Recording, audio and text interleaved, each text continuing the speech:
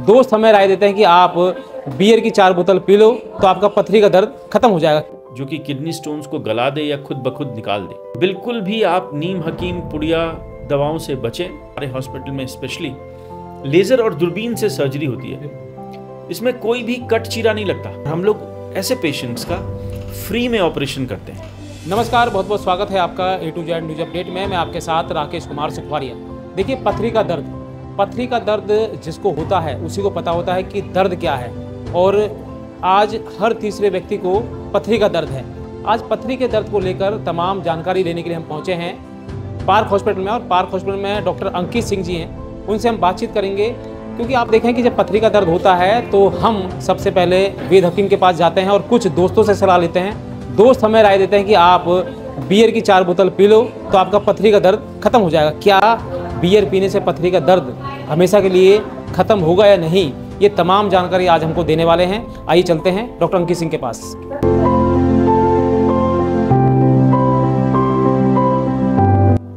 तो हमारे साथ हैं पार्क हॉस्पिटल के वरिष्ठ डॉक्टर अंकित सिंह जी, और आज हम डॉक्टर अंकित से हम जानेंगे मूत्र से रोगों से कैसे बचाव करें, क्योंकि आज आप देखें कि हर 10वें व्यक्ति को पथरी का रोग है, और पथरी का जिसको दर्द होता है वो जान सकता है कि दर्द क्या होता है, और फिर वो अपने दोस्तों से राय लेता है। फिर वो उन दोस्त उनको राय देते हैं कि हम बियर पी लो या फिर कहीं से दवाई ले आओ, पुड़िया खा लो। तो क्या बियर पीने से पथरी का दर्द खत्म होगा? तमाम बातों पर हम आज चर्चा करेंगे। डॉक्टर अंकित सिंह जी हमारे साथ हैं। बहुत बहुत स्वागत है सर आपका।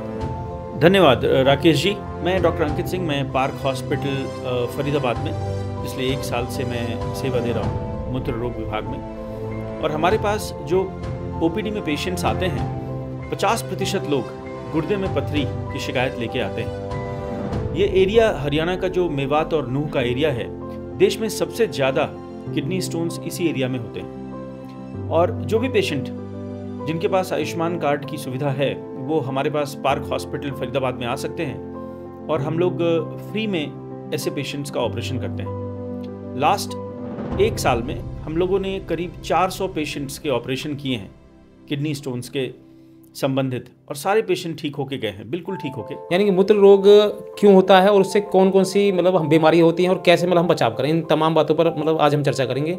दूसरा मेरा सवाल ये है कि जब किसी को पथरी का दर्द होता है और उसे पता चल जाता है कि हाँ मेरे को पथरी है, तो ये एक भ्रम है या वास्तव में ही चीज़ है कि बियर पीने से पथरी सही हो जाती है, निकल जाती है? इस पर भी हम थोड़ा सा बात करेंगे सर। ये जो किडनी स्टोन्स की समस्या है भारत देश में बहुत ज़्यादा है, क्योंकि ये यहाँ हॉट ह्यूमिड कंडीशन है, गर्म मौसम है। और किडनी स्टोन्स बहुत सारे ऐसे पेशेंट्स हैं जिनको कि बचपन से ही होता है, लेकिन कुछ पेशेंट्स ऐसे हैं जिनके बारे में हमें पता नहीं है कि उनको ये किडनी स्टोन्स क्यों हुआ है। जैसे किडनी स्टोन्स की समस्या ऐसे लोगों में बहुत ज़्यादा होती है जो ओबीज हैं, जो बहुत मोटे लोग हैं, ठीक है, डायबिटिक्स हैं, ठीक है। ऐसे पेशेंट्स हैं जिनको कुछ ऑक्सिलेट मेटाबॉलिज्म में प्रॉब्लम है, ये कंजेनाइटल प्रॉब्लम्स हैं, ठीक है। ऐसे पेशेंट्स में बहुत होती हैं। और जो किडनी स्टोन्स 2-3 तरह के होते हैं। सबसे पहले एक होता है स्टोन जो किडनी में होता है, एक होता है जो यूरेटर, जो पेशाब की नली में होता है, और तीसरा स्टोन है जो ब्लैडर में होता है, पेशाब की थैली में। 3 अलग अलग जगह पे ये स्टोन्स होते हैं। जो किडनी स्टोन्स हैं, अगर ये पेशाब की नली में फंस जाते हैं तभी ये दर्द करते हैं, बहुत ज़्यादा सीवियर पेन जो पेशेंट्स को होता है। अगर कोई स्टोन यूरेटर में फंस गया, पेशाब की नली में फंस गया, क्योंकि पेशाब की नली का डायमीटर 4 से 5 mm होता है, और वहाँ अगर कोई स्टोन फंस गया तो बहुत ज़्यादा पेशेंट को बहुत सीवियर पेन होता है। पीठ के पीछे लेफ्ट या राइट साइड में फ्लैंक पेन बोलते हैं। साथ में पेशाब में जलन होता है, पेशाब में बार बार आ सकता है, पेशाब में खून आ सकता है। और ये दर्द जब होता है तो पेशेंट को नॉजिया, वॉमिटिंग, उल्टी जैसा आना, ठीक है, चक्कर आना, स्वेटिंग होना, और बहुत ही कॉलिकी, मरोड़ की तरह बहुत सीवियर पेन होता है। तो जब भी पेशेंट्स को ऐसी प्रॉब्लम हो तो सबसे पहले उनको एक मूत्र रोग विशेषज्ञ से सलाह लेनी चाहिए। उनको किसी भी नीम हकीम, झोला छाप डॉक्टरों से बचना चाहिए, क्योंकि किडनी आपके शरीर का सबसे महत्वपूर्ण ऑर्गन्स में एक है। और लोग यही गलती कर बैठते हैं, बहुत पढ़े लिखे लोग भी वो मूत्र रोग विशेषज्ञ से सलाह नहीं लेते, अपने आसपास के डॉक्टर्स या जो लोकल डॉक्टर्स हैं उनसे कांटेक्ट करते हैं, कंसल्ट करते हैं, और बेस्ड ऑन अल्ट्रासाउंड रिपोर्ट वो दवा ले लेते हैं। आजकल आपने 2 अच्छे सवाल पूछे कि क्या नीम हकीम की जो पुड़िया होती है उससे ये स्टोन्स खत्म हो सकते हैं? बिल्कुल भी नहीं।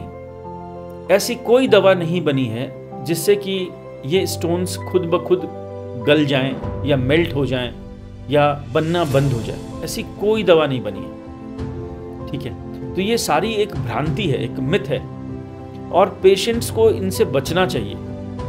अल्टीमेटली क्या होता है कि ये पेशेंट अपनी सर्जरी टालते रहते हैं कि नहीं, मैं सर्जरी नहीं करवाऊंगा और मैं ऑपरेशंस नहीं, किडनी स्टोन्स नहीं निकलवाते हैं ये, और उस वजह से 1 या 2 साल में वो जब हमारे पास आते हैं तो उनकी वो किडनी बिल्कुल खराब हो चुकी होती है, और उसके बाद किडनी निकालने के अलावा कुछ भी ऑप्शन बचता नहीं है। तो बिल्कुल भी आप नीम हकीम पुड़िया दवाओं से बचें।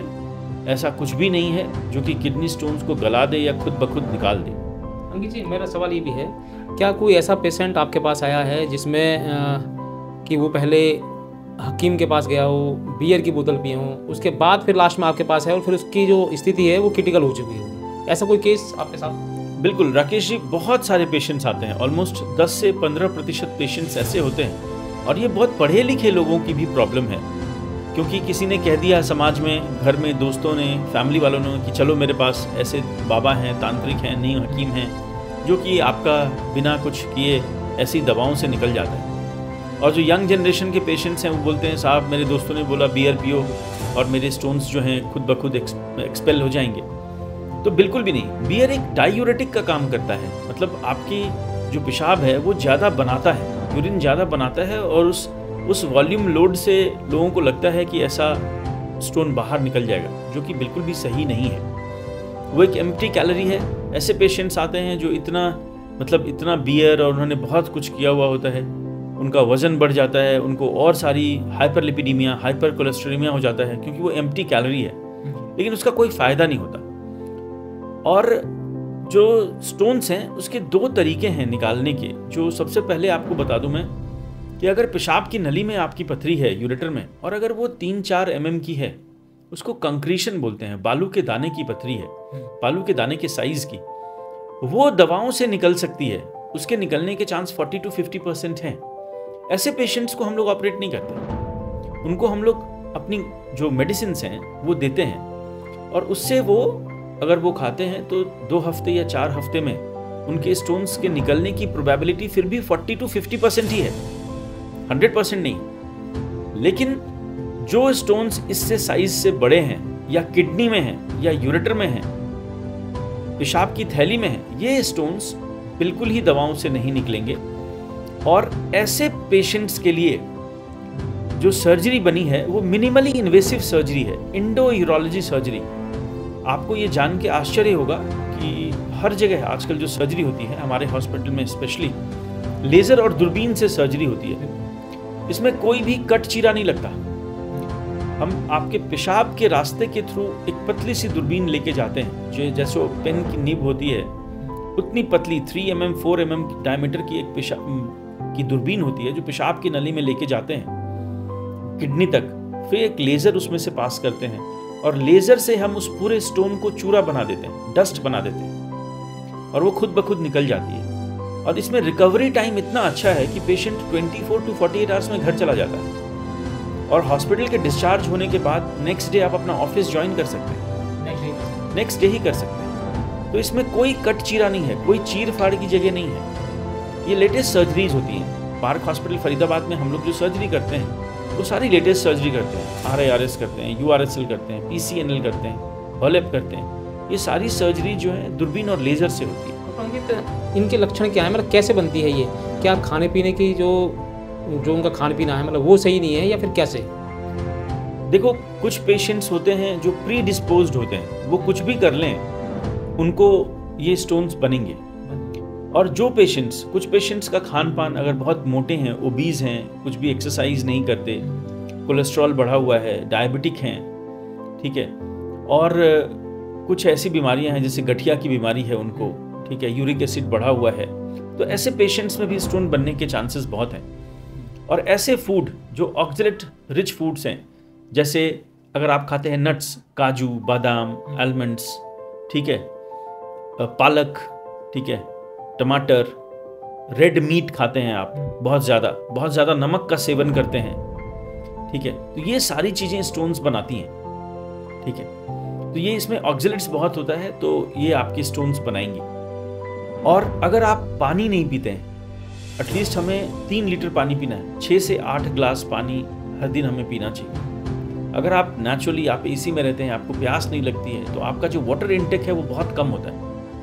तो जब वाटर इनटेक, क्योंकि थर्स्ट सेंटर आपका डिप्रेस्ड होता है, तो वाटर इनटेक कम है, पानी आप कम पीते हैं, वो भी एक कारण है कि आपको बहुत ज़्यादा स्टोन्स बनते हैं। प्लस जो आजकल आप प्रोसेस्ड फूड खाते हैं, जो पिज़्ज़ा, बर्गर, जिसमें कि हाई सॉल्ट कंटेंट होता है, वो भी एक कारण है कि आप स्टोन्स बनते हैं, ठीक है। लाइफस्टाइल डिजीज़ हो गया ये अब किडनी स्टोन, तो इसके लिए जो सावधानी बरतनी है वो आपको बरतनी चाहिए। और अगर ऐसा कुछ भी आपको ऐसे लक्षण दिखते हैं तो एक बार अल्ट्रासाउंड ज़रूर कराना चाहिए और एक विशेषज्ञ, मूत्र रोग विशेषज्ञ से ज़रूर मिलना चाहिए। राकेश जी, ऐसा है कि आप जो पहले कह रहे हैं, क्योंकि हमारा जो पहले का जो हमारा खान पान का ढंग था, क्योंकि हम लोग प्रोसेस्ड फूड नहीं खाते थे, बाहर का खाना जो मैदे से बनी चीज़ें हैं, पाम ऑयल है, ऐसी प्रोसेस्ड फूड्स हम लोग पिज़्ज़ा, बर्गर अवॉइड करते थे, जंक फूड। तो क्योंकि ये सारी चीज़ों में सॉल्ट कंटेंट बहुत ज़्यादा होता है, प्रिजर्वेटिव बहुत ज़्यादा होता है, और इस वजह से ये स्टोन फॉर्मिंग होती है, ये स्टोन्स बनाती हैं। रेड मीट का सेवन हम बहुत करने लगे हैं, ठीक है। हम ग्रीन लीफी वेजिटेबल्स, पत्तीदार सब्जियां नहीं खाते, हम अपने आप को हाइड्रेटेड नहीं करते, हम पानी की जगह हम कोक पीते हैं। ये सारी चीज़ें डायूरेटिक हैं जो आपके शरीर से पेशाब को निकालती हैं, तो आप एक डिहाइड्रेटेड रहते हो। इस वजह से जो यंग पेशेंट हैं उनका वजन कंट्रोल नहीं होता, वो एक्सरसाइज नहीं करते प्रॉपर्ली, ठीक है, मोटापा है उनमें, लाइफस्टाइल डिजीज़ेज़ हैं, जैसे उनका ब्लड प्रेशर रेज्ड है, डायबिटिक हैं, हाइपरलिपिडीमिया, कोलेस्ट्रॉल बढ़ा हुआ है, तो ऐसे पेशेंट्स, यूरिक एसिड रेज्ड है, तो ऐसे पेशेंट्स में हमेशा ये चांस रहता है कि उनमें किडनी स्टोन्स बनेंगे। अगला सवाल है कि देखा जाता है कि जो बुज़ुर्ग लोग होते हैं 50, 60, 70 साल के, बाथरूम का जो है कलर चेंज हो जाता है, ब्लड आता है, रुक रुक के बाथरूम आता है, तो ये किस स्थिति में आता है? राकेश जी, ये भी एक बहुत अच्छा सवाल है, बहुत ही प्रासंगिक, बहुत ही रिलेवेंट क्वेश्चन है।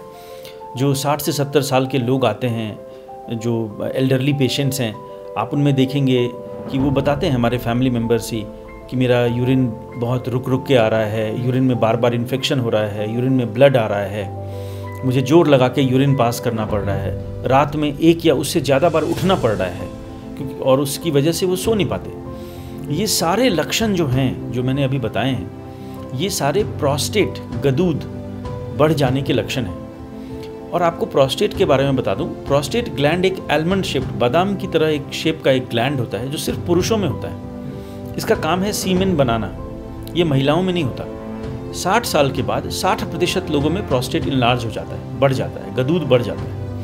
और जब ये गदूद बढ़ता है, प्रोस्टेट इनलार्ज होता है, तो उसके ये सारे लक्षण हैं, बार बार पेशाब आना, रात में उससे 1 या ज़्यादा बार उठना, पेशाब लीक होना, पूरा पेशाब ना आना, बार बार इन्फेक्शन होना, खून आना, तो ये सारे लक्षण हैं।